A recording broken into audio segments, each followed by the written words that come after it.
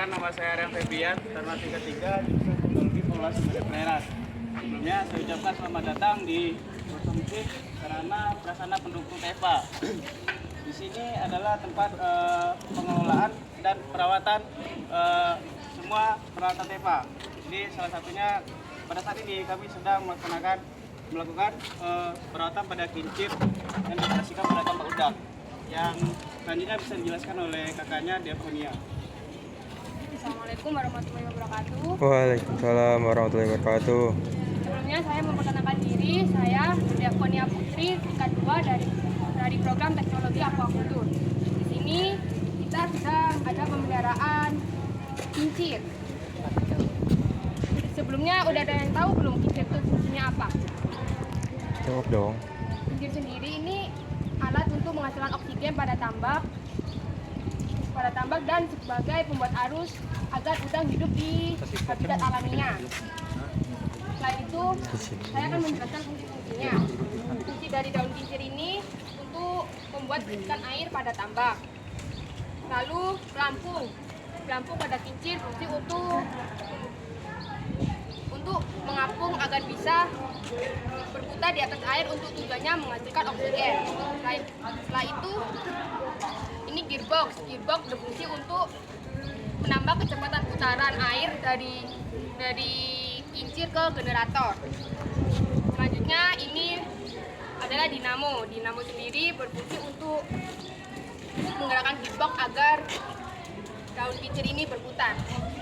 Selanjutnya akan diteruskan oleh Kak Ajrin untuk menjelaskan transplantasi karang. Waalaikumsalam warahmatullahi wabarakatuh. Biar katanya. Semangat pagi, semoga semua tetap semangat. Jadi saya Muhammad Hajri Nur, Taruna Perdana tingkat 3 jurusan Teknologi Pengelolaan Sumber Perairan. Jadi kali ini saya akan menjelaskan tentang bahwa di workshop musim ini, di Politeknik Alih Usaha Perikanan ini kami juga membuat media transplantasi karang. Nah, media transplantasi karang itu digunakan untuk bagaimana kita membudidayakan karang. Jadi karang yang di laut itu nggak cuma tumbuh sendiri, tapi bisa dibudidayakan juga. Mengapa? Karena kalau misalnya karang itu ketika sudah hancur, apalagi pernah dengar infonya bahwa di Raja Ampat karangnya kena kapal pesiar hancur, nah itu butuh 40 tahun untuk kembali.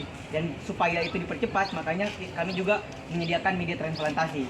Nah, medianya itu seperti ini rak, dan ini akan dipasang bisa di bawah air, bisa di pertengahan air. Kalau yang di sekarang ini dipasang di Karang Bajaring Apung di Teluk Banten. Jadi sekitar setengah jam dari sini naik longboat ke Karamba. Jadi ada rumah tengah laut. Nah itu dipasangin media ini. Nah, nanti terus tiap minggu nanti taruna-taruni itu akan piket ke sana membersihkan karang, terus memonitoring. Terus cara monitoring itu mengukur menggunakan alatnya. Kalau ini Kaliper. Kaliper gunanya ini untuk mengukur pertumbuhannya. Jadi tiap minggu itu pertumbuhannya berapa mili sih. Terus juga untuk melihat itu diukur juga kualitas perairannya. Yaitu mengukur pH meter, terus DO, terus salinitas, kecerahan dan segala macamnya. Salah satunya ini adalah refraktometer, gunanya untuk mengecek salinitas perairan atau keasinan pada air.